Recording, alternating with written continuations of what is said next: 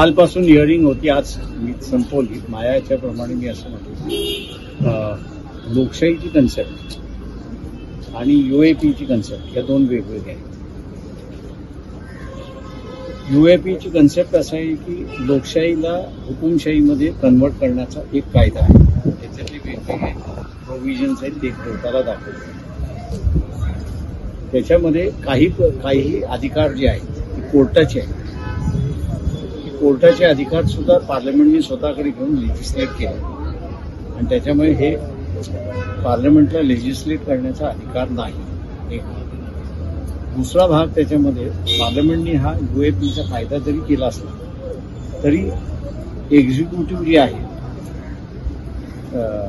Council of ministers, यांना लागू करण्याचा त्याच्यामध्ये प्रोव्हिजन नाही आहे. आणि तो प्रोव्हिजन नसल्यामुळे लागू करता येणार नाही अशी परिस्थिती आहे. तिसरा मुद्दा जो आहे त्याच्यामध्ये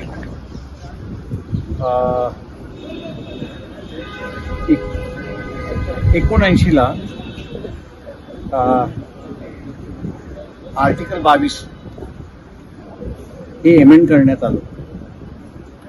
ते एमेंड करण्यात आल्यानंतर पार्लमेंटने एमेंड केलं, प्रेसिडेंटने मान्य केलं, घटनेमध्ये अंतर्भूत झाला. पण ते लागू कधी होणार याच्या तारखा ज्या आहेत त्या अजून निश्चित नसल्यामुळे जुने कायदे जेवढे आहेत ते जुने कायदे रद्दबादल होतात आणि नवीन कॉन्स्टिट्यूशनल अमेंडमेंट लागू न केल्यामुळे हे प्रोव्हिजन तुम्हाला लागू करता येईल. प्रिव्हेंटिव्ह डिटेन्शनचं जे प्रोव्हिजन आहे ते तुम्हाला लागू करता येत नाही. आणि त्याच्यामुळे हा कायदाच रद्द करा ही मागणी मी केली.